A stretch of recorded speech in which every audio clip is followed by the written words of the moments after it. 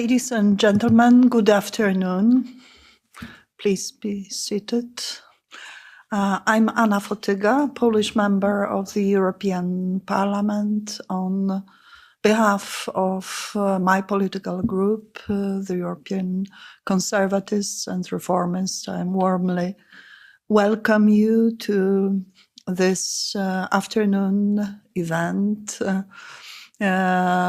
dedicated to discussion about the 19th century genocide perpetrated by Tsarist Russia on the indigenous people of Circassia, mountainous people inhabiting the northern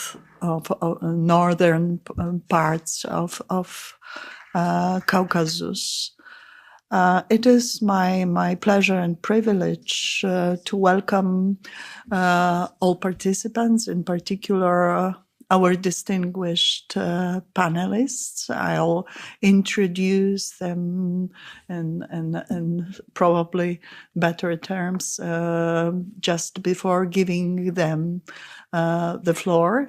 But I also warmly welcome all members of the European Parliament present. In particular, my dear friend Raza Yuknevichiene, with whom on 8th of May we jointly published an article referring to vicious methods used by Russia regardless of state order, being it Tsarist time or Stalin's Soviet Union or current contemporary Russia under Putin regime. Same lies, same atrocities, same crimes, and same methods, trying to assimilate with a variety of tools used, and without successes in assimilation, that annihilation of whole nations. And actually the fate of Circassians, now dispersed all over the world, is the best proof of this kind of actions. I remember Raza apologizing for not being able to convince elites of European Union about real nature of Putin's regime. Actually, all of us active on this should probably apologize in the same way. With all atrocities in Ukraine, Ukrainians with their brave resistance to war waged, full-scale invasion and brutal behavior on their territory.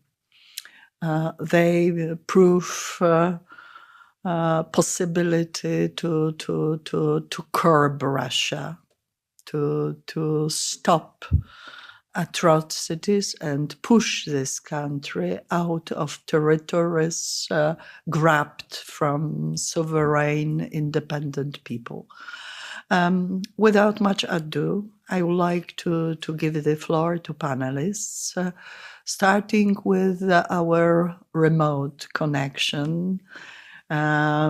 Distinguished member of academia, professor lecturing in Massachusetts, Dartmouth universities, author of numerous works, earlier also lecturing at London University, and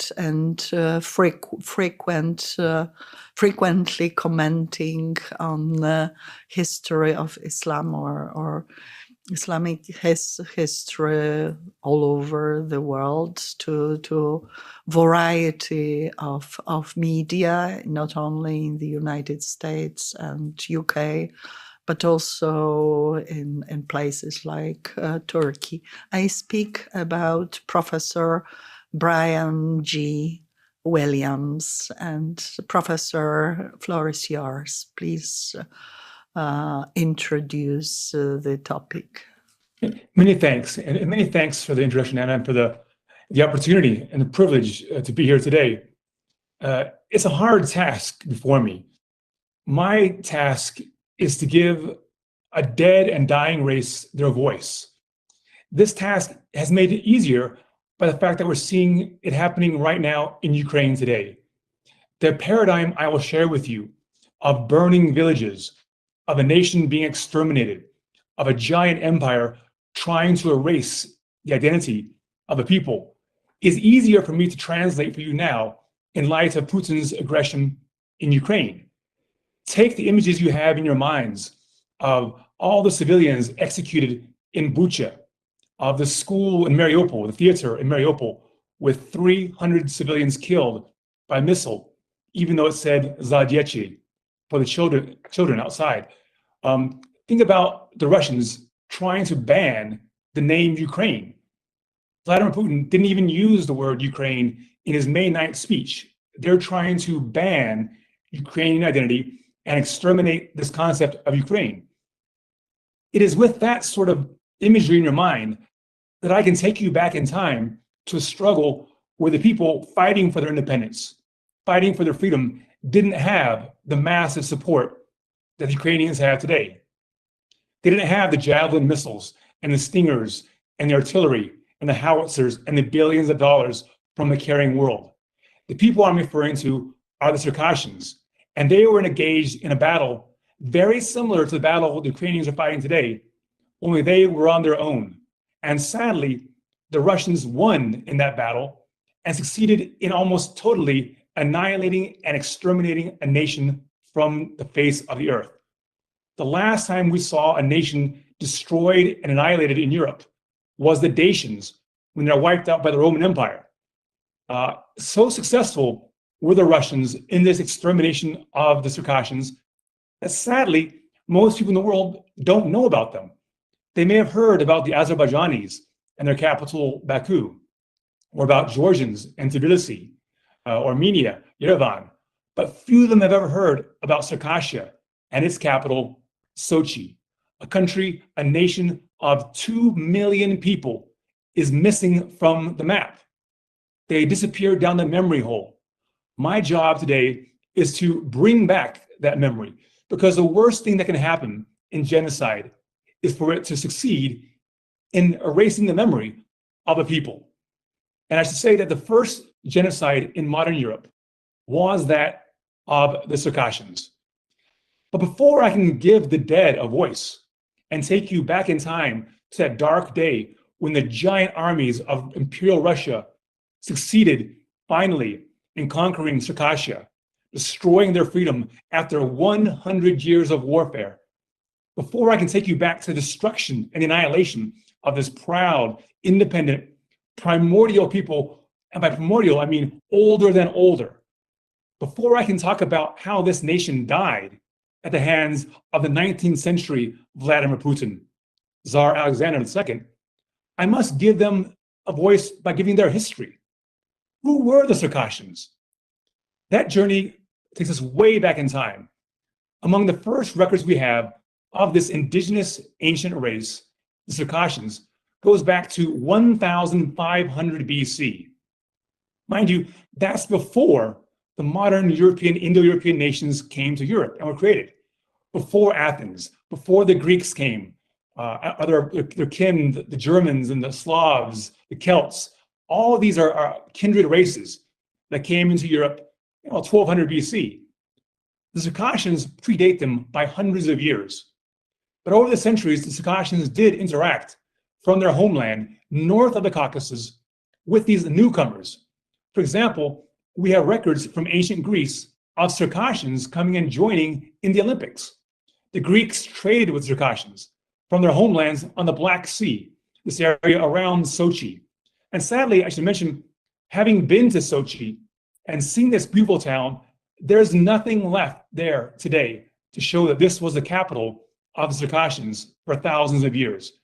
The Russians did such a good job of exterminating not just the architecture, but the memory, that when you go to their greatest city, you would never know that Sochi, the site of Vladimir Putin's glorious homage to Russian nationalism, the 2014 Olympics, was actually the pride and joy of Circassia. Regardless, over the centuries, the Circassians were a vibrant race, part of the European brotherhood and sisterhood of nations. People knew them for their love of music, dance, culture.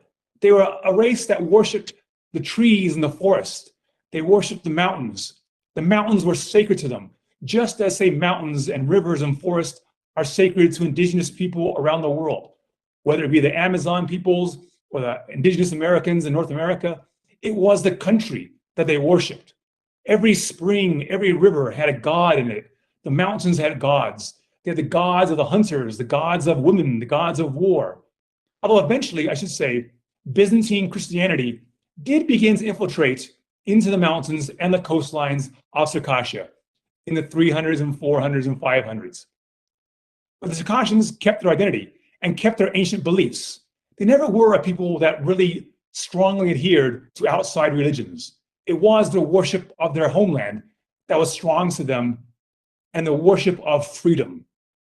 And the Circassians fought for this concept for centuries, whether it be against the Mongol Empire, or the Crimean Tatars, or the Ottoman Empire, or the Persians. And they managed, as a great warrior race, men and women fighting side by side. For in Circassian society, women were free and strong. We have many stories of great Circassian women warriors fighting side by side with their men. And they're among the greatest riders in the world. The Circassian men and women on horseback with their famous sabers were known and feared throughout the world. And also, I should mention, the Circassians were known for their beauty. The harems of Persia or the Ottoman Empire always paid a premium for Circassian women. And the Middle Eastern empires, whether it be the Mamluks in Egypt or the Mamluks in Iraq, they always wanted Circassian warriors to come into their forces as elite and very loyal fighting units. And the Circassians could have maintained their independence, their freedom, their love of their mountains forever, had it not been for the Russians who decided to exterminate this ancient people and their ancient freedom. The battle to destroy Circassia actually began in the 1760s under Catherine the Great. She's the one who conquered the neighboring Crimean Peninsula and exterminated the Crimean Tatars and forced them all to flee to the Ottoman Empire. And she began the 100-Year War to conquer Circassia. Now, many Europeans, when they hear about the 100-Year War, they think about the famous war between France and England. But equally, there was a 100-Year War between the giant, mighty, transcontinental Russian Empire with 11 time zones, an empire that had conquered Finland, conquered Poland, conquered Siberia, went on to conquer Central Asia, the Kazakhs, the Kyrgyz, Turkmenistan, a giant empire that fought in the Napoleonic Wars with modern artillery against a small people who by now have been crushed to about 1 million.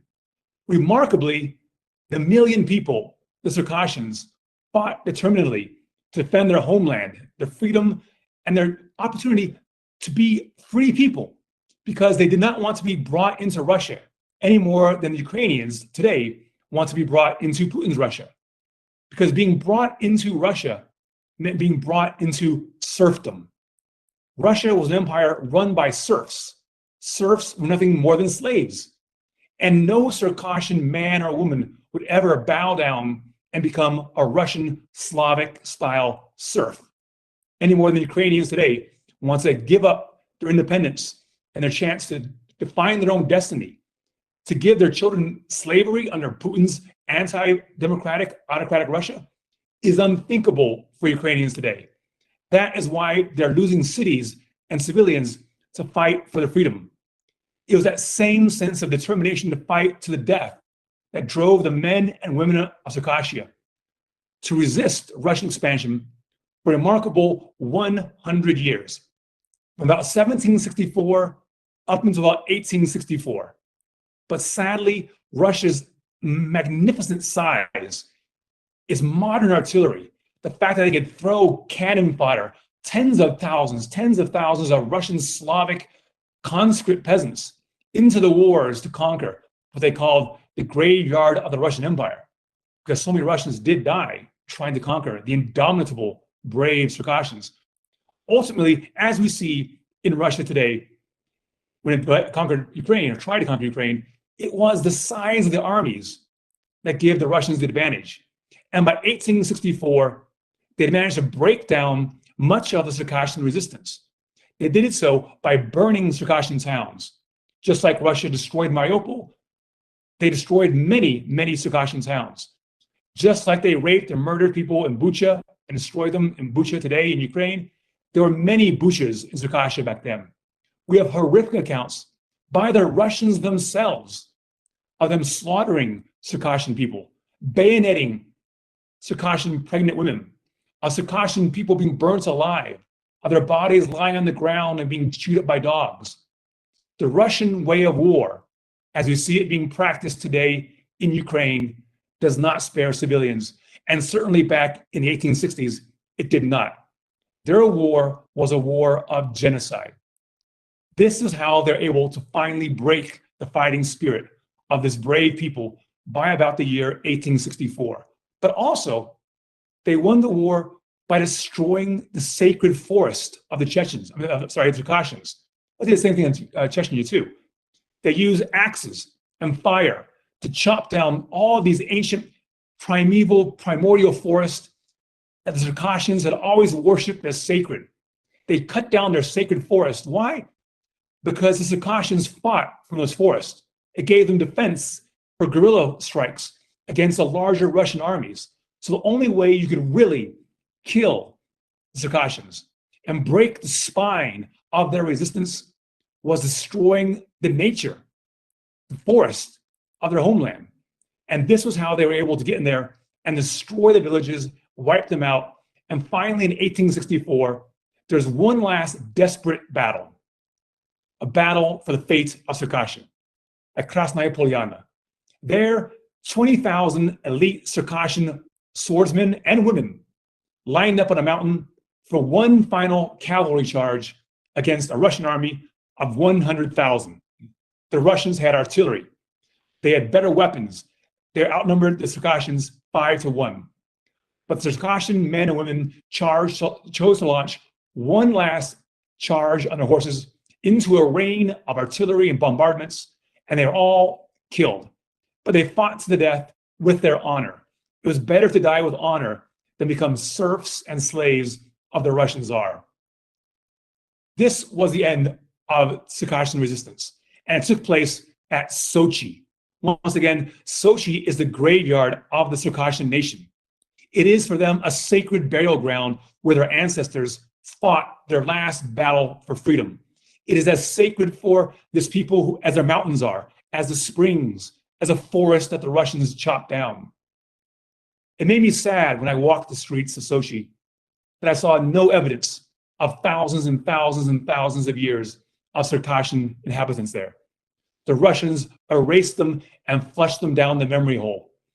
And they Slavicized Circassia, filled it with tens of thousands of Slavic peasants, changed the names, and it was as if the Circassians didn't exist.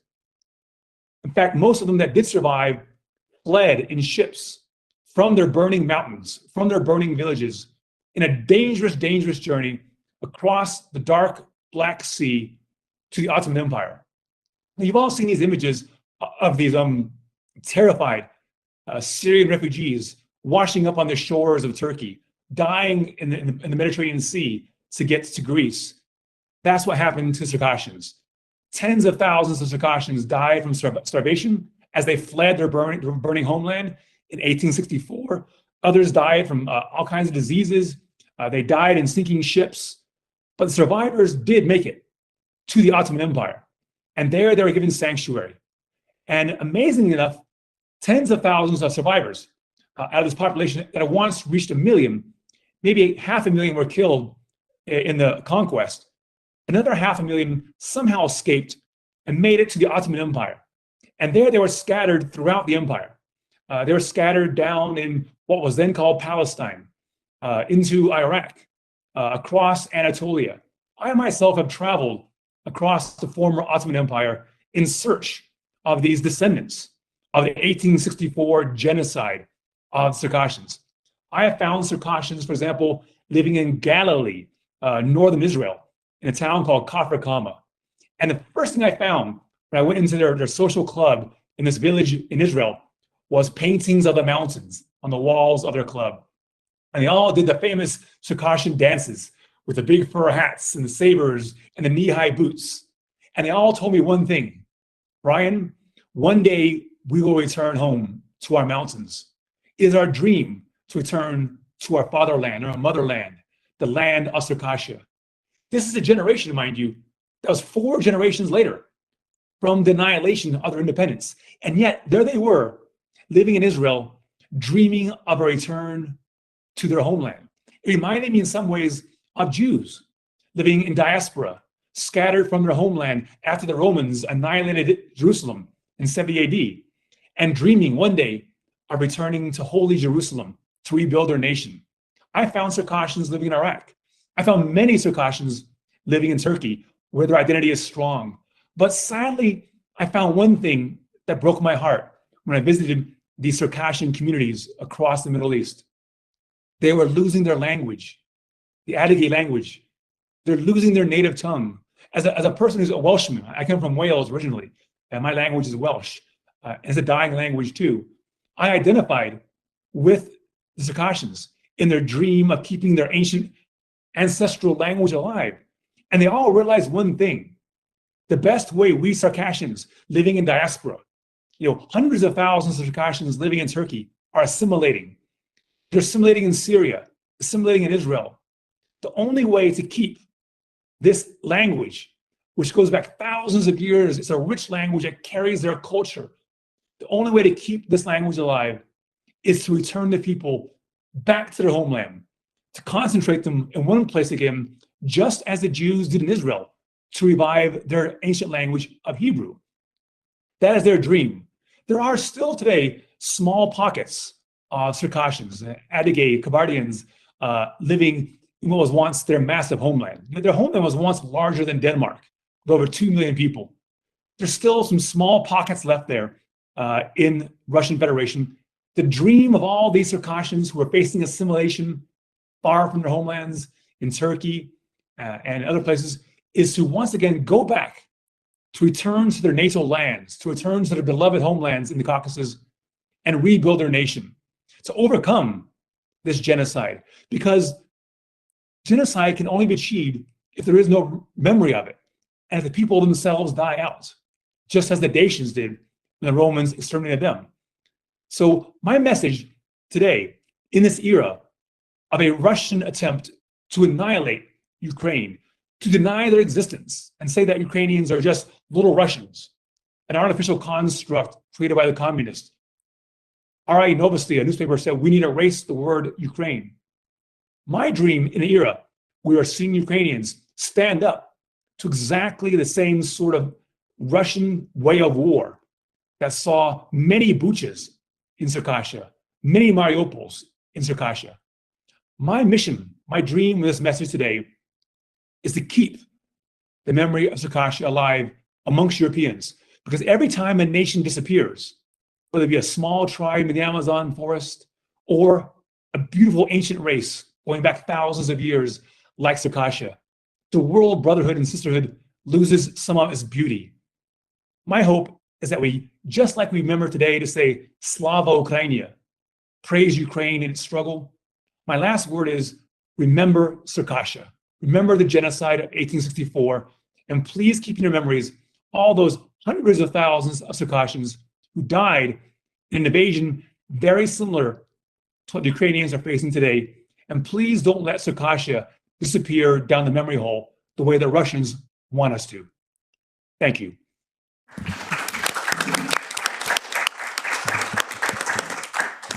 Professor, thank you very much indeed for this comprehensive introduction to our topic. And I think that afterwards we'll have several questions, if you allow, also to broaden it.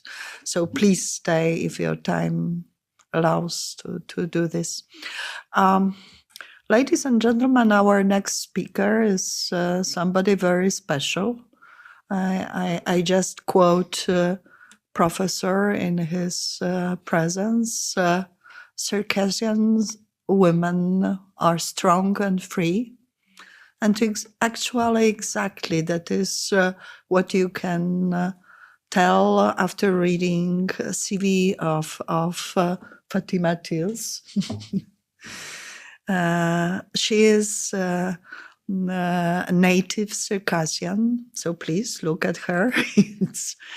It's amazing to have her and learning about her lifelong fight for freedom of region of her people. Currently, she is employed with the Voice of America, helping.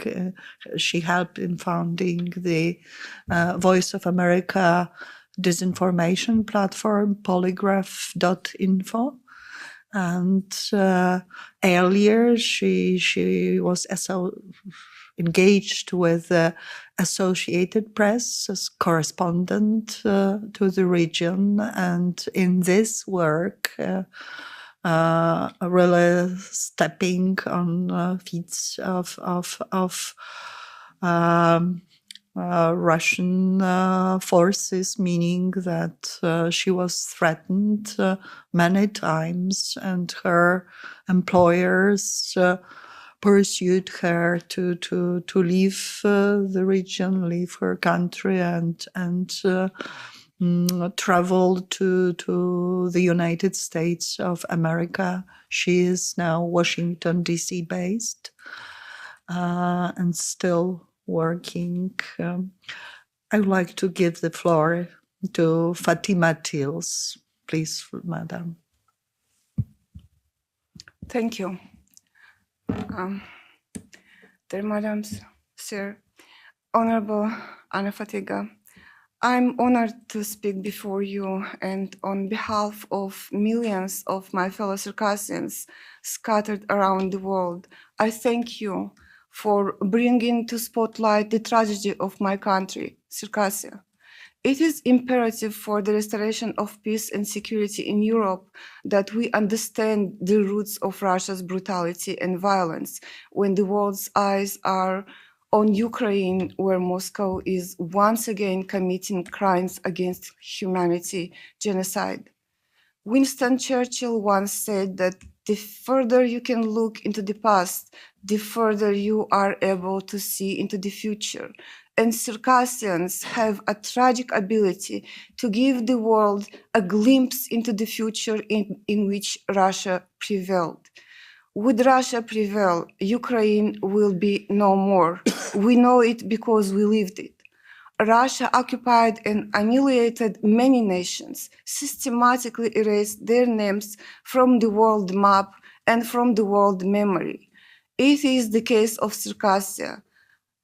It is the case of many other nations of the North, Far East, Siberia, and the Caucasus, which are still under the Russian rule. We often hear from Russia and others that this was done to Circassia such a long time ago. Why bother now? Why open old wounds? Let me tell you one. Because the seeds of Bucha have been planted in Sochi and hundreds of towns and villages of Circassia that exist no longer. The seeds of Mariupol had been planted in Grozny, the city Russia had to bomb to rubble to stop the Chechens' resistance. As Azovstal will go in history as a symbol of Ukrainian patriotism, sacrifice, resilience, and heroism, so is Krasnaya Polyana for the Circassians. A red meadow it is, high up in the mountains on the coast of the Black Sea. Here, the surviving Circassians, women, men, children, everyone able to bear arms, gathered on May 21st, 1864, to stand their last battle for freedom against the Russian army. They all died on that day, and the meadow and the rivers turned red from their blood. It is at this sacred for every Circassian place where the Russian President Vladimir Putin has built a palace and a ski resort, and I'm not exaggerating. It is a historic fact that Putin built this palace on top of a Circassian mass grave. The wound is never old if it has never healed. The wound inflicted on the Circassian nation by Russia is open and bleeding, and the genocide continues. Today, as 10, 20, and 100 years ago, Russia denies Circassians their political, cultural, linguistic rights, basic freedoms, systematically tightening the loop around the nation's neck and aiming at its complete assimilation. Russia shattered the Circassian territory into different artificial provinces to further marginalize the nation and break its unity and political significance. Russia officially replaced the Circassian nation with Adyghean, Cherkess, Kabardian, Shapsug. Same absurdly is done with the Circassian language. This year, Russia denied the Circassians living on their own land in Circassia the right to commemorate May 21st. If any Circassian comes out to the streets on the Memorial Day, they will be considered violators of Russian law and dealt with accordingly. Just like Russia prohibits calling the war in Ukraine war, it prohibits the Circassians from mentioning the word genocide. Just saying or writing the phrase Circassian genocide is made in Russia an act of extremism, and it's written in the Russian law.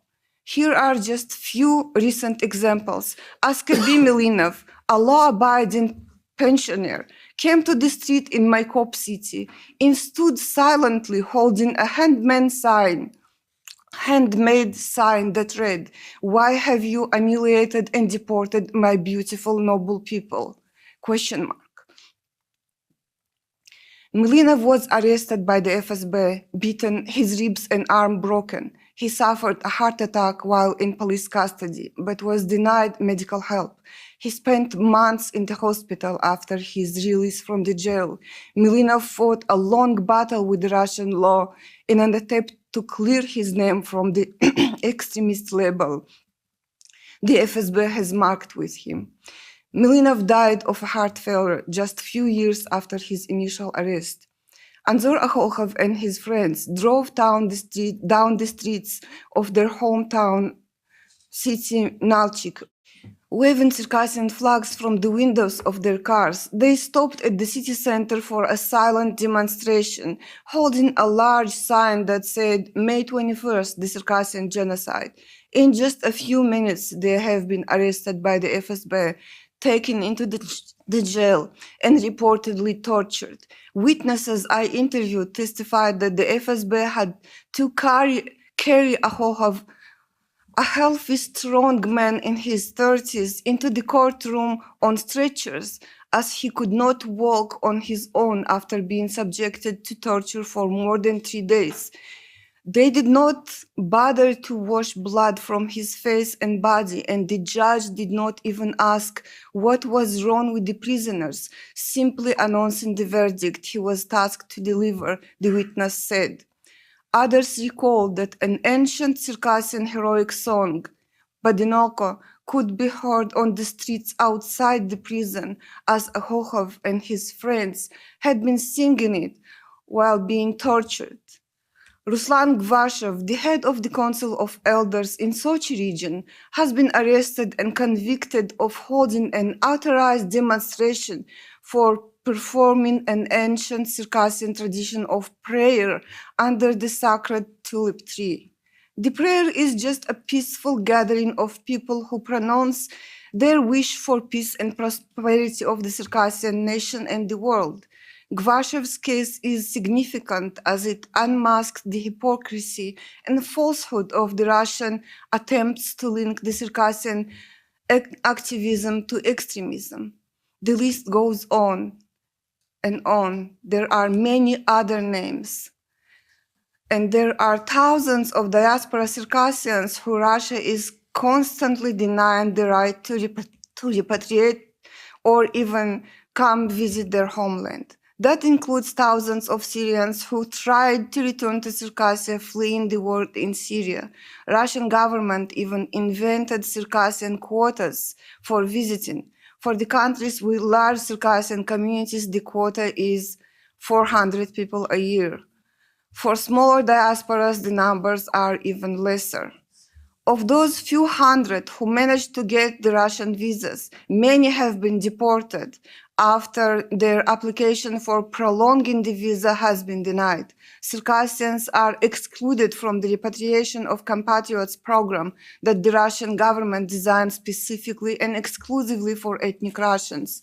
As you see, Russia began deporting the Circassians more than 100 years ago, and the deportation never stopped, but continues until this day. In today's Russia, the Circassians are deprived of the right to be recognized as the indigenous peoples of the Caucasus. The Russian government amended the education program for public schools, making the ethnic languages non-mandatory studies. The law is formulated in a way as if it is voluntary for kids to choose or not to study their mother tongues. The fact is, by making the national languages, taking the national languages out of the school program, the government eliminates financing for language classes. Teachers are being fired and classes dismissed as we speak. On May 21st, Circassians around the world will gather on the streets of foreign cities and villages that are their homes for now. They will grieve, they will remember, and they will tell the world once again, Circassia is alive. Circassia will be free again. The Circassians have lived in free democratic societies around the world for hundreds of years. Their state-building contribution has been recognized and appreciated by many nations. Circassians are capable of rebuilding their nation and making it part of a democratic world. But they need your help. So I'm asking you again, on behalf of millions of Circassians, provide the Circassians and other oppressed nations imprisoned by Russia with support they urgently need. That includes political, financial, humanitarian aid. Start by recognizing the Circassian genocide, not only to give justice to the Circassians. This concerns also the Baltic states, as Russia forcibly relocated thousands of Estonians, Latvians, and Lithuanians to repopulate Circassia, cleansed from the Circassians. Many thousands of Baltic settlers perished, left on a land that had nothing on it but blood and ashes. Without a transformation into a democracy with respect for freedom and human rights, its own and its neighboring nations, Russia will continue to present a grave danger to the whole world. For such a transformation to happen, it is vital for the Russian people to atone and repent for the crimes their country committed and continues committing against oppressed nations. Nations that Russia has been colonizing for centuries.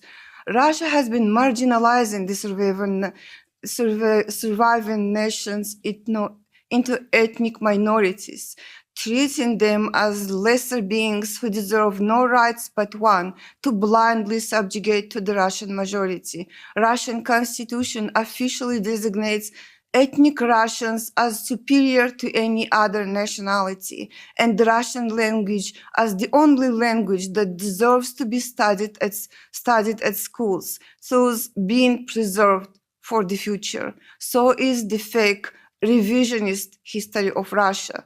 That must change. Russia needs a proper decolonization, which means the many nations that the Russian Empire keeps in prison to this day must be freed. Those nations paid a grave price for survival so their people could breathe the air of freedom again, hopefully not in a too distant future. Thank you.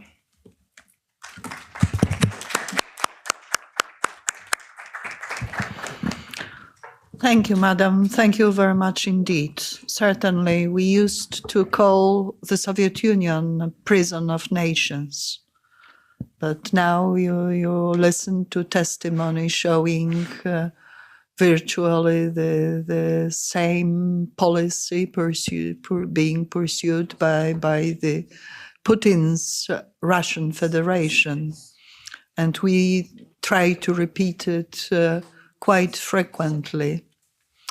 Allow me now to give the floor to our third speaker, representative of Georgia, member of leadership of the biggest opposition party in Georgia, United National Movement, person with enormous achievements in combating for Georgia's independence, co-worker of the first president of Georgia, Zviad Gamzakhutia, also engaged during Chechen wars that were already very much monitored and felt and painfully felt by many of us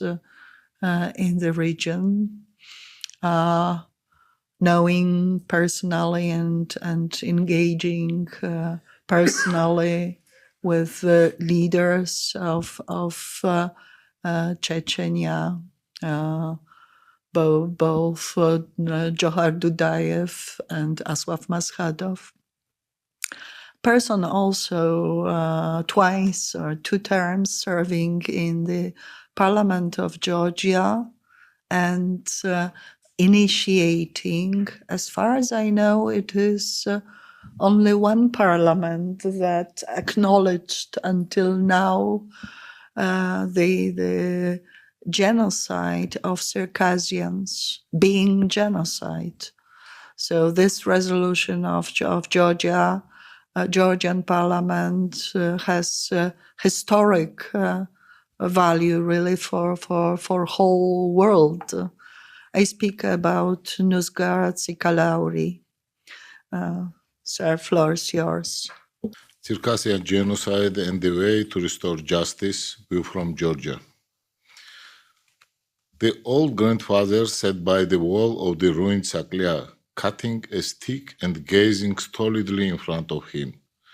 He had only just returned from the apiary. The 2 stacks of hay there had been burnt. The apricot and cherry trees he had planted and reared were broken and scorched. And worse still all, the beehives and bees had been burnt.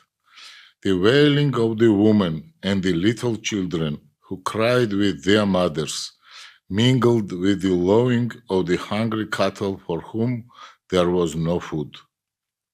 The bigger children, instead of playing, followed their elders with frightened eyes.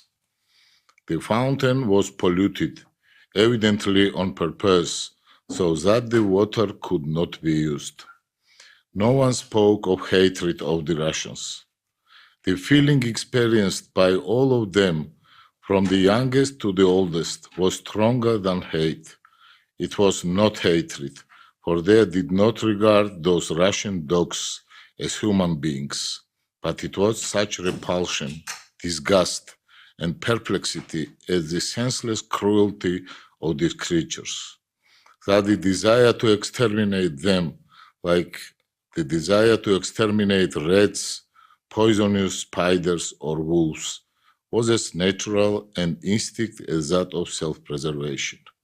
Ladies and gentlemen, Yes, these are politically incorrect words. It is better to say extremely cruel words, but they are not my words. The author is Leo Tolstoy, and he describes not today's Ukraine, Bucha or Mariupol, but the Caucasus in the 19th century. I'm delighted to see representatives of Circassian academic circles who can speak in detail about the past, present, and future of this important nation. These people belong to Europe, but their essential problems and rights are still to be addressed. So my presentation will be focused on Georgia's role in addressing the issue and the needs for the joint efforts for freeing the Caucasus from never-ending Russian imperial dominance. While my presentation is about the potential role of the Caucasus in regional developments, I cannot start my speech with any other names but Bucha and Mariupol. They are the symbols of current Russian genocidal politics in the neighborhood. In the 21st century, it all sounds as an unbelievable nightmare. Alas, it is the truth. And we all know, by doing that to Ukraine, the Kremlin pursues centuries-old similar policies so well known in the Caucasus. About 150 years ago, Russian troops committed the genocide of Circassian people, cleansing the vast territories in the northwestern part of the Caucasus for Russian settlers and military installations. While since the number of atrocities in different parts of Russian Empire and then the USSR only multiplied, the descendants of Circassians still wait for justice for them to be restored. After the Russian invasion of Georgia in 2008, I had the privilege to talk to then Georgian President Mikhail Saakashvili on the necessity to actualize the memory of past injustices. The most positive step of Georgia's neighborhood policy of the recent period was the elaboration of the North Caucasus strategy under the name of Restoration of Justice. Within the frames of this strategy, Georgia recognized Circassian genocide committed by the Russian Empire. With that, we also supported the idea of the restoration of political rights of these people. On the way to gaining independence, Georgia herself has passed through lots of hardships. That is why the Circassian situation, namely non-existence of statehood, is so familiar and close to Georgia. From historical Circassia, which was spread from the river Psov up to Novorossiysk, Anapa, Azovsky coast, as well as to the main territories of present Krasnodar and Stavropol, only islands are left. Even the access to the sea was completely denied to Circassian people. The people who were famous for their navigation skills throughout the region and whose deeds became the source of Amazonic beliefs in Greek mythology. Within the framework of North Caucasus strategy, we met with the representatives of academic circles and the activists of Circassian diasporas and got acquainted with the scientific conclusions. In the process of studying the Circassian issue, we held several conferences, parliamentary committee sittings, and numerous consultations with the persons related to this matter. After several months of discussions, the Parliament of Georgia made the decision regarding the recognition of Circassian genocide. It was a message from Georgia to Circassian people that the injustice that had been done to them is not forgotten. I think that Georgia can further contribute to the Circassian as well as the whole Caucasian cause. It is not only a humanitarian issue or the issue of justice. It also has political and geopolitical reasoning. The adequate definition and implementation of the role and place of the Caucasus in the new system of international relations is hardly possible without addressing the future development of Circassian, as well as other North Caucasian peoples. Hence, the interests of Georgian state are linked with Georgia's role in the Caucasus and with the integration of the whole Caucasian region into the European political architecture. Georgia has a potential to play a significant role in the promotion of European political agenda in the northern part of the region. The main activities should be carried out on 4 basic directions: humanitarian, national, social, and economic, which should cover a wide spectrum of programs and projects. Georgia should show to the North Caucasians all the benefits of European integration, which can be achieved by any state with the use of Western reforms and generally the importance and advantages of integration into the EU and Euro-Atlantic institutions. Of course, presently there are impediments to such perspectives. The current government of Georgia has toned down the North Caucasian direction. Having considered that the tense relations with Russia had been caused by anti-Russian rhetoric of the previous government and not by the aggressive nature of Russian imperialism, it resorted to appeasing statements to Russia. It is obvious that at this point, Russia is interested only in the passive stance of the Georgian government, which allows the Kremlin to act freely in the region. The new government's attitude toward the issue does not envisage the Russian reality. The fact that Russia's relations with Georgia are defined by the Kremlin's geostrategic interests, which imply a plan of how to retain the whole Caucasus under its autocratic control. In this context, we must not forget that the possibility of new military aggression from Russia is still a threat for Georgia. There is a feeling that Russia, in parallel with the policy of genocide in Ukraine, will tighten its hold over the south through the creeping occupation annexation policy in and around the occupied Georgian territories of Abkhazia and South Ossetia, Tskhinvali region. The final aim of today's Russia is as follows: Georgia as an independent state, independent power, and independent player should not exist. You may ask why I am talking so much about Georgia. In my view, if Russian domination eventually spreads in Georgia, then the issue of development of the North Caucasus states will be suspended for many years. Therefore, taking into account the current hard geopolitical situation around Georgia, I think it should strengthen the pro-Western course even more. We must try our best to persuade the West that Georgia has no alternative but NATO and the EU.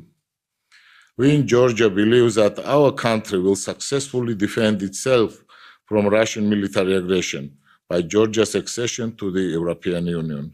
If this happens, Georgia will be given an opportunity to support the North Caucasian peoples on their way to freedom, justice, development, and the European future. Dear ladies and gentlemen, I started my presentation with mentioning the decision of the Georgian parliament and President Saakashvili to acknowledge the Circassian Genocide officially.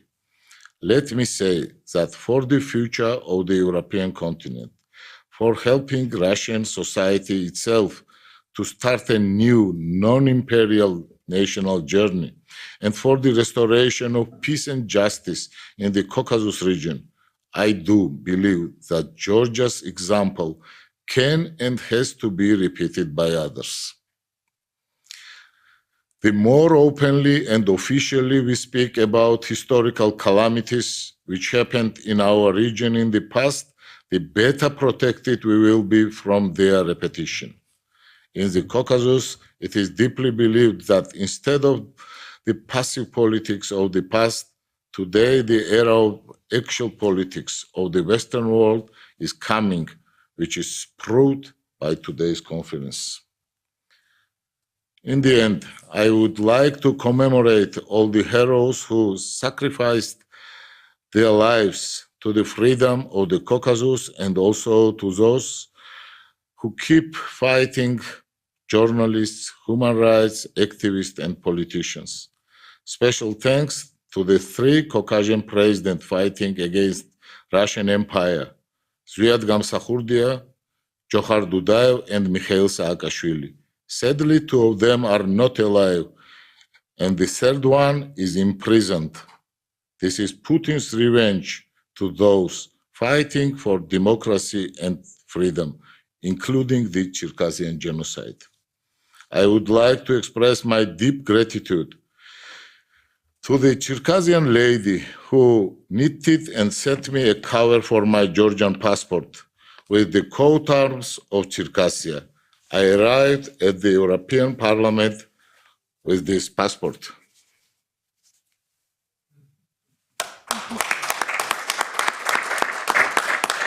I am also honored to thank another very special lady, Anna Fotiga, who invited us all to this forum. For me personally, she is a symbol of struggle for freedom. Thank you. Thank you very much. He'll say it in English, in Georgian. And with your permission, I will inform you about the message of Mikhail Saakashvili, who is now in detention for our conference. So, dear MEP Fotiga, dear Anna, honorable guests, I'm humbled to bring my message to you at this very important event, remembering the victims of Russia's brutal imperialist policy and aggression against the Circassian people. I'm proud to have been the president of Georgia when it became the first country to recognize the Circassian Genocide. I believe only by calling things by their names, we can avoid such tragedies and injustice in the future. I thank Anna for her particularly crucial and outstanding role and her tireless fight for justice and freedom. Mikhail Saakashvili. Okay.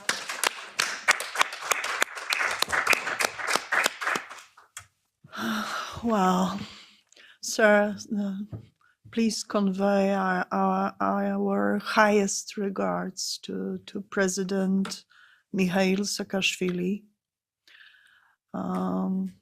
We know very well his achievements. Actually, this statement and actions taken by Georgia towards the end of his presidency in acknowledging the importance of keeping remembrance of Circassians and bringing genocide perpetrated by Tsarist Russia, 19th century genocide, to attention of not only Georgians but whole world is extremely important, valuable, actually a pioneer historic act, and I would say that solely this action is able to describe and to make us understand why Russians are so, have been and still are so furious about Mikhail Saakashvili. He is currently a personal prisoner of Putin. I'm absolutely convinced about this.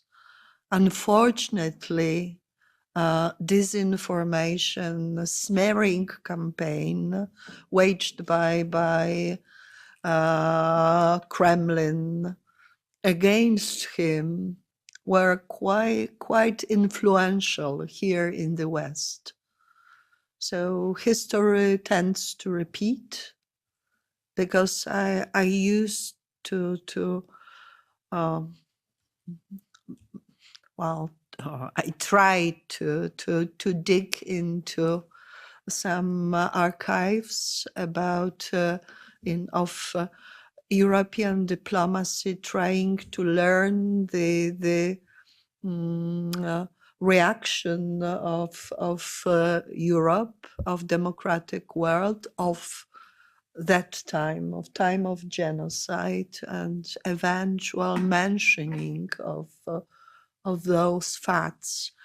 They are scattered, not easy to find, but there are sources also in Polish archives, in important Polish archives, because many Poles fighting for freedom in both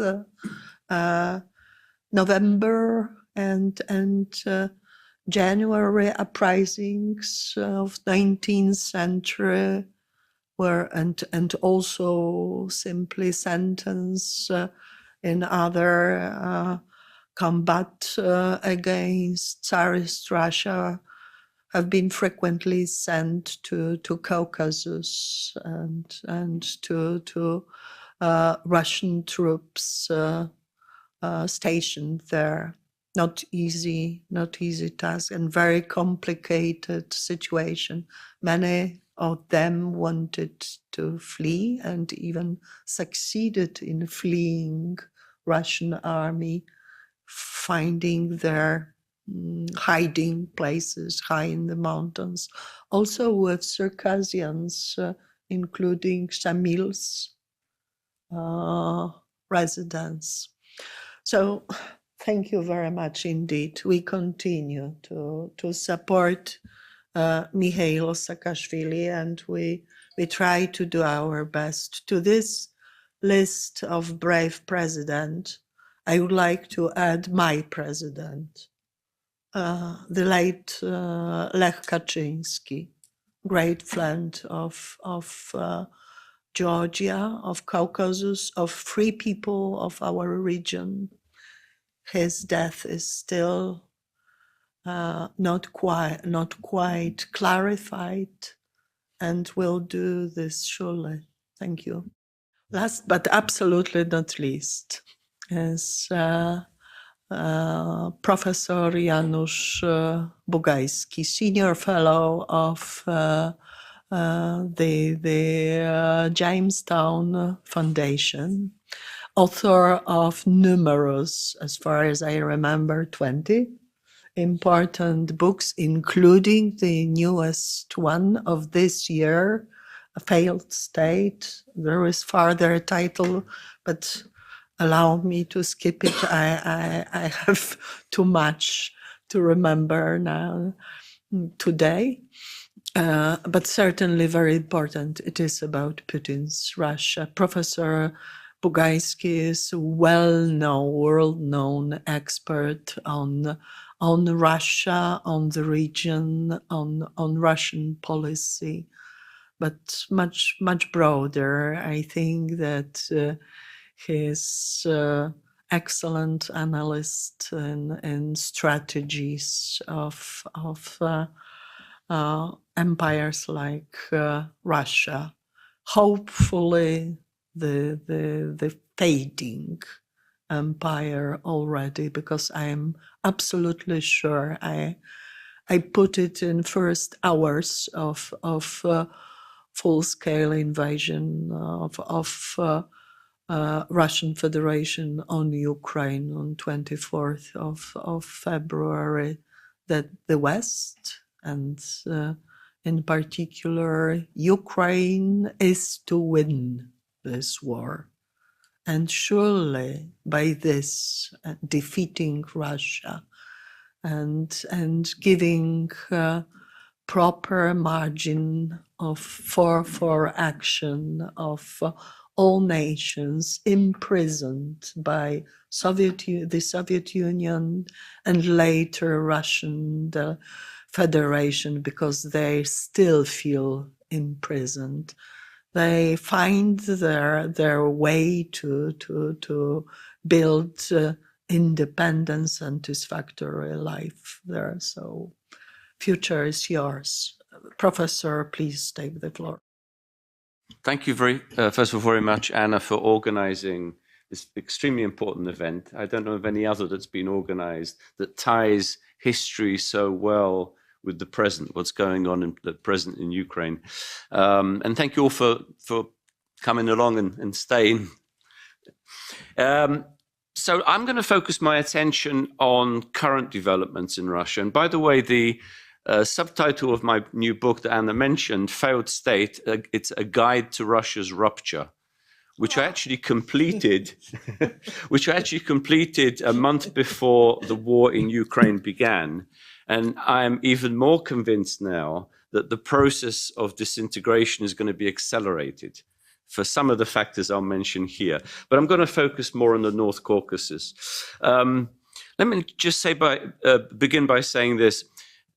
Russia took about 5 centuries to assemble its empire.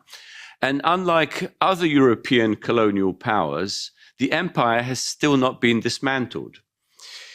The forcible incorporation of the Circassian population in the 19th century that we've heard about today, through genocide, expulsion, territorial seizure, and forced Russification, which is another question that we haven't touched upon, but I think we should, but we see this in Ukraine, has been a core ingredient of Muscovite policy for many, many years in all its imperial iterations.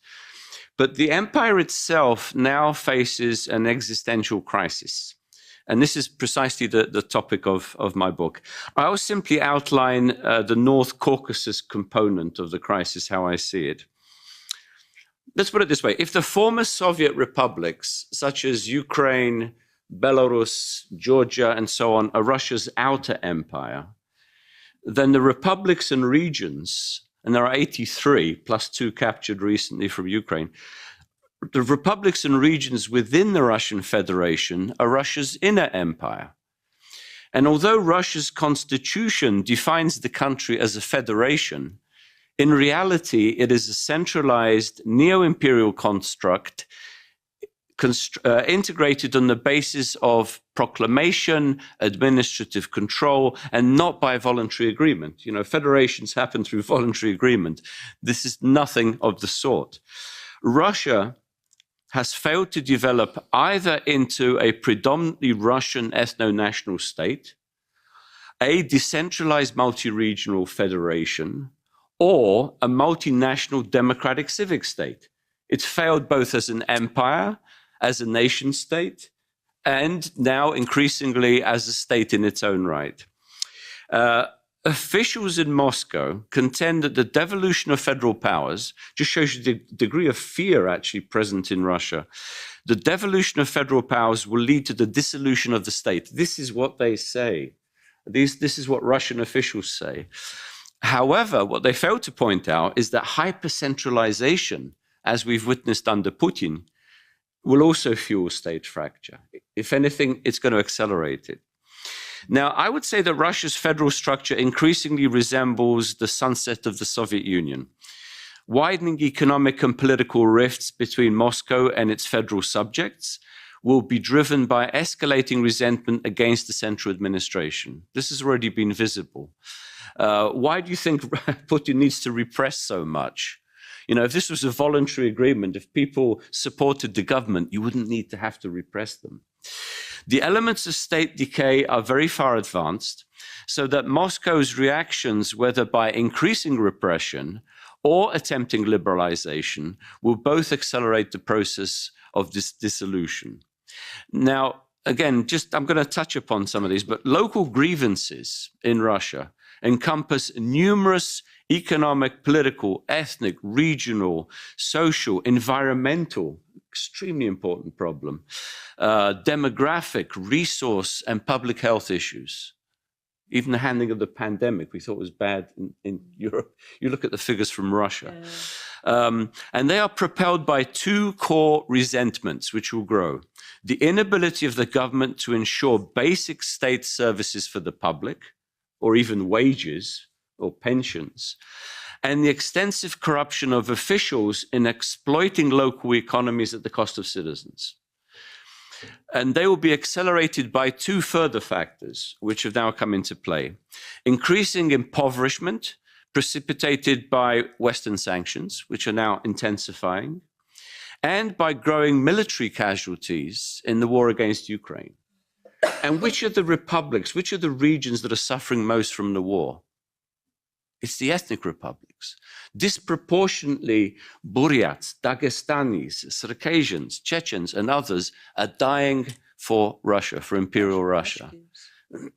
Because these are the poorest people oftentimes. They have very little else to do other than go into the military. And of course, traditionally, empires use one colonized people against another colonized people. So this is precisely what's happening now. Now, go back a little bit to federalism. I would say under Putin, federalism has been completely eviscerated. There was some elements of federalism during the Yeltsin administration. You're too young, but if you remember, there were some arrangements whereby federal subjects did have some degree of autonomy, some degree of budgetary, if not independence, some degree of decisions over budgets. That's no longer the case. This power vertical, this phrase that Moscow uses, is actually also a federal vertical. And it's affected, I think, the North Caucasus North Caucasus district in particular. Remember, an 8th federal district was established in 2010 because despite the fact that Moscow declared that it had won the war against Chechen independence, in fact, the region had not been pacified. Even despite implanting this loyalist leader to govern Chechnya, Kadyrov. Now, my guess is, you can criticize Kadyrov all you want. If Russia starts to crumble, I think this is going to be the first guy that's going to want to leave, quite frankly. This is why, in a way, he's holding Russia hostage. Russian subsidies to Grozny, to Chechnya are enormous because they know once the Chechens start to rebel against Russia, then they really have a problem. Okay, now, Russia's leaders also understand that if they drastically reduce subsidies to the poorest republics, and the North Caucasus republics are very heavily subsidized from Moscow, they will face ethnic unrest. They will face unrest against local leaders, against local governors. However, those state subsidies themselves are a cancer. They're not a solution for economic development, for social peace, for political stability. They disincentivize business, and they fuel corruption amongst the local elites. So paradoxically, Russia trying to keep some of these republics through these federal subsidies cannot sustain this over the long term, particularly now as the revenue stream is going to start to dry up in Russia. They've managed to handle things okay for the first couple of months of the war. I think during the summer you're going to witness much more problems for them in terms of federal subsidization. Now, I think it's important to remember, and some of this has been said, citizens in numerous republics and regions of Russia, regardless of nationality, it's not just an ethnic question. They view Moscow as an imperial capital, and themselves as the residents of exploited and dependent colonies. Moscow, in a way, and you can add St. Petersburg and a couple of other cities to that, is a state within a state, in which citizens live in privileged economic conditions, and from which the elite rules its colonies. The disparities are enormous between inner Russia, the major cities, and the poorest regions of Siberia, Far East, far north, Caucasus, Volga region, and so forth. Well, Volga is a little bit different, but because they have their own resources.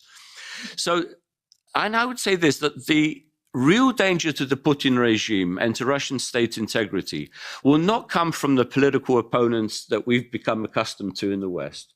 They're doing a good job. Those inside, I've always said there's no one braver than the Russian oppositionist that stays to face the regime. People like Navalny. These are incredibly brave people. But most of the big brains, if you like, the Russian opposition now abroad. They cannot really affect Russia's internal developments.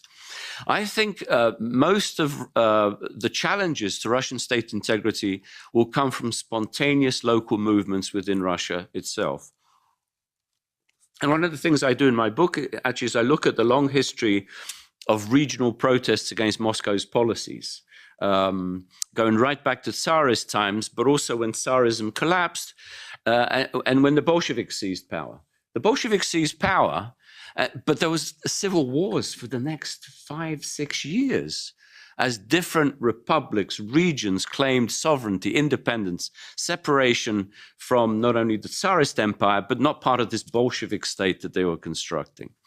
And it was the brutality of Soviet policy. The Tsarist Russia, of course, was extremely brutal with the Circassian Genocide. You look at the brutality of Soviet policy. Don't just blame Stalin in this. Lenin started the brutality, the dekozakization campaign, the enforced settlement of Kazakhs. Kazakhs, by the way, are also rediscovering their history and their genocide at the hands of various Russian empires. But so many regions of Russia, as well as republics and nations, sought independence and they were crushed. In the late 80s, when the Soviet Union collapsed, there were mass protests in various regions of the Russian Federation. It's not just Chechnya, Tatarstan, Bashkortostan. I mean, Komi, Sakha, one of the richest republics when it does become independent. There were protests in Sverdlovsk. Sverdlovsk actually declared a Urals republic.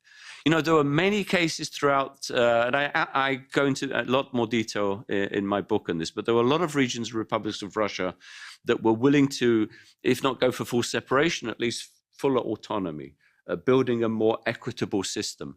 If that is denied, which I think it will be, then I think they are going to move towards independence. Now, again, I'm going to try and cut this a little bit short because I've got a lot of information on reasons why the regions will continue to rebel. But let me point out one very important fact. I'm sorry? Please take your time. Okay. I'm always worried that I'm overrunning. Yeah, okay, let me go to a very important demographic factor. People often say, well, okay, the population of Russian Federation is declining, but not significantly enough that it will affect Russia. Well, let me give you some statistics here. I do believe that demographic decline of ethnic Russians poses challenges for the country's social, political, and territorial cohesion. And this will encourage movements for autonomy and independence. According to census figures, and we're still waiting for the full census figures from the most recent census, which I think they've doctored. They always doctored them to the advantage of ethnic Russians, but even so, they cannot hide many of the facts. According to census figures, since 1989, in 14 out of the 21 republics, and I'm not including Crimea as a Russian republic here. Crimea is a captured territory from Ukraine. The ethnic Russian population has steadily decreased proportionately to the titular nationality, to the indigenous populations. In 13 republics, ethnic Russians form less than half of the total population. In 9 republics, ethnic Russians form less than a third of the population. Now, the area which has been the most evident where the Russian population has really shrunk, I would say even disappeared, is the North Caucasus. In Chechnya, for instance, the ethnic Russian population fell from just over 23% in 1989 to 1.9% in 2010. In Ingushetia, which is a territory, it's extremely volatile, challenged with border disputes. You should do more on Ingushetia, by the way, how the imprisonment of protesters and how the Ingush have been particularly brutalized. Now, the ethnic Russian share in Ingushetia has dwindled from 23% in 1989 to only 0.8% in 2010. I mean, that's a huge, huge decline. Similarly, in Dagestan, Russians constitute now a small minority. The speed of that decline has continued to increase. It stood at 9% in 1989. By 2020, it's estimated that it fell to about 3.6%. So there you are, right across the board. In the western part of the North Caucasus, the Circassian area, ethnic Russian decline has been more gradual, but it's still notable. In Kabardino-Balkaria, the share of the total population was 32% in 89. It's now dropped to about 22%, and maybe even less. That was 2010 figures. Similarly, in Karachay-Cherkessia, the number fell from over 42% in 1989 to 31% in 2010. Similar figures in North Ossetia, Alania, and even in Adygea, as Fatima knows very well, where the indigenous population was much smaller than in the other North Caucasus republics. Even their ethnic Russian numbers are continuing to reduce. They stand at about 63%, even less, I would say, than 60% by 2020. Now, one of the policies that the Russians have adopted, in addition to, we've heard excellent reports of the genocide, the extermination, the forcible expulsion of, which is traditional Russian war tactic, their idea of building a Russian empire. They've also pursued divide and rule policies. And this is, I think, important to remember in the North Caucasus, where they've tried to create divisions and disputes between Circassian and Balkar communities. Circassian are a very distinct ethno-linguistic population. The Balkar communities, Balkars are Turkic populations, of which there's a growing number also in Russia, and of which resentment against Russian rule is also increasing. I'm not even going to go too far into the Balkar side, but what the Soviets did, and the Russians have continued, the Putinists, is to divide Circassians into several federal subjects, including the republics of Adygea, Kabardino-Balkaria, Karachay-Cherkessia, and not to forget the Shapsug Circassian community, which possessed its own administrative district called it was a rayon, it was a sort of sub-district, Shapsug National Rayon. That was also abolished by Moscow. And there are, I know, Shapsug activists that are trying to restore some sort of territorial integrity, territorial representation for their people. Now, a process of national reawakening has been, I would say, markedly evident amongst Circassians, both inside Russia and abroad.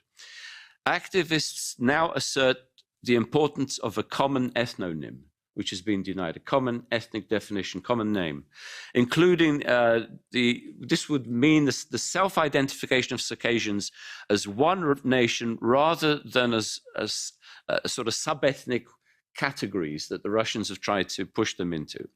Civic organizations in several republics campaigned for their compatriots to adopt a common Circassian ethnic name. And during the census of 2020, this is 21, it was postponed. This is precisely what they were trying to do. Don't let them divide us into Adygs and Kabardins and so on. We're Circassians. Put that down as your ethnic identity.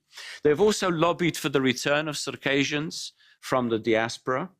Approximately, and Fatima can correct me if I'm wrong here, about 90% of the Circassians live abroad as a result of the genocide and expulsions in 1864. They're also pushing, this is very interesting, for the revival, not only for the revival of the unified language, but also the use of the Latin alphabet instead of Cyrillic to undercut the Russification process. Because the Russians, who actually stole the Cyrillic alphabet from Bulgarian and Greek monks, used the Russian alphabet to Russify dependent populations and colonial populations, including Circassians. And there are certain things in Circassian and other languages that simply cannot be represented through the Cyrillic alphabet, and Fatima knows very well certain sounds. So that's something, again, that they're trying to push for in the North Caucasus. And officials, this is what's always interests me, officials in Moscow, if you read sort of under more deeply, they admit that the creation of a Circassian state has significant support in the North Caucasus. They don't deny it. They don't simply dismiss. And you can tell also by their actions. They're concerned about the influx of Circassians from abroad. They've narrowed the number of people that can come. They've restricted immigration. People that want to return to their ancestral homes or even to visit their ancestral homes. They fear that this could help in that revival. They also, of course, as they usually do, establish these pro-Moscow Circassian organizations, as they do with many other nations, and then claim that these organizations really represent the Circassians. These are puppet organizations. Like with most things the Kremlin does, it establishes puppet parties, puppet regional governors, puppet ethnic movements, puppet cultural organizations. So one shouldn't be fooled. I don't think any Circassian is fooled by them. They also appoint very loyalist figures as governors to preside over the North Caucasus republics, including the Circassian republics. Now, I do believe and sort of finish on a couple of points. I do believe that the stability and durability of the federal structure will come under increasing pressure. And this could actually come through a weakening of central controls because of internal elite conflicts in Moscow and between Moscow and the regions. And I think this is something that's already beginning to play out under the surface. But as anything in Russia, we see it a little bit later. They still have this capability to hide what's going on. Governors, actually, in some regions, I'm not specifically talking about North Caucasus here, but governors in some regions may seek increasing popular legitimacy in their home territories by opting for regional sovereignty, particularly, I would say, in those parts of Russia that are rich in resources. Tatarstan, Khanty-Mansi autonomous region in Western Siberia that's rich in oil and gas. These sort of regions, Sakha Republic, which is rich in diamonds and gold, and strategically positioned on the Arctic, where, it's amazing actually how many resources are contained in regions far away from Moscow, where I think regional governors, as the center weakens, regional governors, I think, are going to push more and more for sovereignty. Similar to what you could say happened in the Soviet Union. When the Soviet center weakened, when there were power struggles between Gorbachev and Yeltsin, a lot of these Union republics, as they were then called, opted for independence. Even those that hadn't planned for independence opted for independence, Belarus being the best example. Yeah, grievances and demands in the ethnic republics will be driven by an accumulation of negative developments. Let me mention a few of them. Sharply rising poverty levels, falling federal financial subsidies, deteriorating local infrastructure, costly and inadequate transportation connections between cities, contested land use between federal and regional authorities, an absence of environmental protection. Do you know half of Siberia is burning at the moment? And the Russian firefighters have been sent to the Ukrainian front. And what Europe does, so concerned about ecology. Ecology. What about this is a very important environment, Siberia, sure. Northern parts of Eurasia. And yet we're looking the other way. Police brutality, harmful social policies, neglect of significant historical sites, deteriorating healthcare services, rampant official corruption. This is all an indication, I would say, of what's simmering below the surface, public alienation from central decision-making.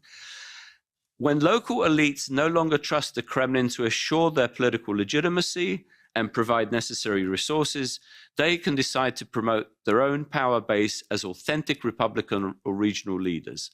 The loyalty of local elites cannot be taken for granted once the competition for power in Moscow weakens the federal vertical. Simultaneously, alternative political groups will mushroom with escalating demands for autonomy and statehood. Such competition, I do believe, will hasten the process of Russia's dissolution. Okay, let me stop there, and I'll leave for another day specific scenarios which I develop in my book. But also another thing I do in my book is I look at the impact on neighbors, because that's another thing, Anna, that's also been neglected. The impact of all this on, 16 countries together with NATO, together with other international organizations that border Russia and the EU. This is going to have a major impact. We haven't even thought about this yet, but I think it's the next era. Do you remember when the Soviet Union collapsed? Nobody was prepared for it. Nobody. Yeah, sure. In fact, we're actively, when I say we, politicians, leaders were actively campaigning against it. True. Okay, let me stop there. I remember. Unfortunately, I remember. Thank you very much indeed. It was really fascinating. I think we have to continue those topics. Actually, for me personally, it is a series of seminars of this kind.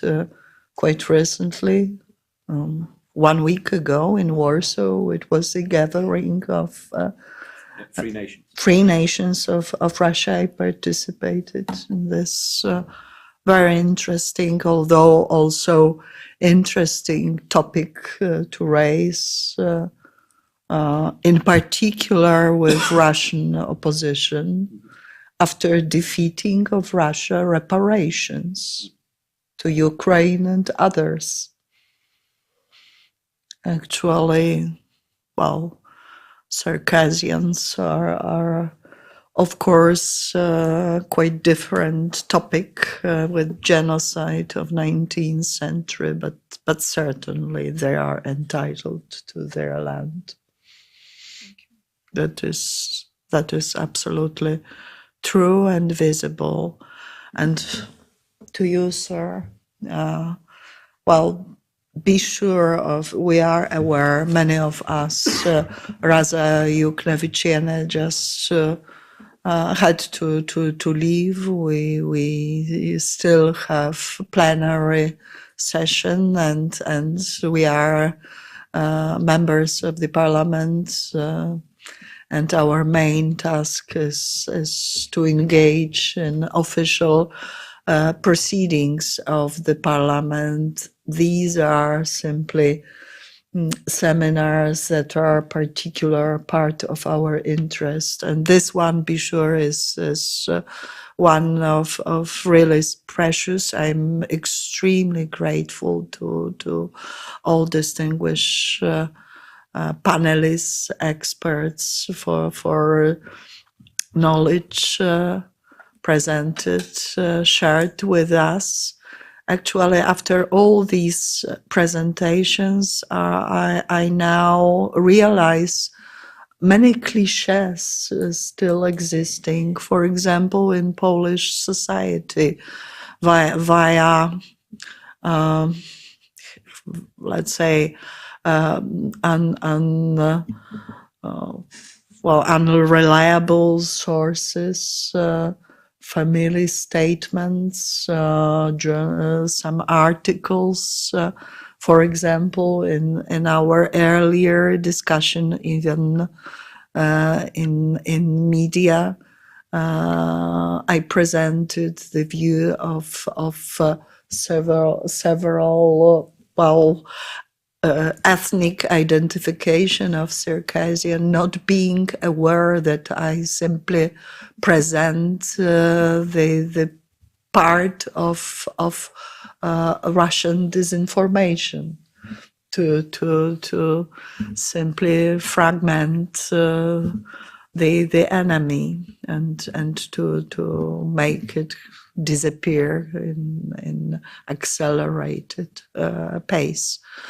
I'm really grateful. Thank you very much indeed. Thank all participants, and be sure we intend, after this first step in the European Parliament, we want to continue this topic, taking a variety of aspects, and this strategy, Georgian strategy for unification and freeing of Caucasus is also fascinating. I think that to explain it to European elites and also explain Mikhail Saakashvili's policy and vision and clash with neo-imperialist Russian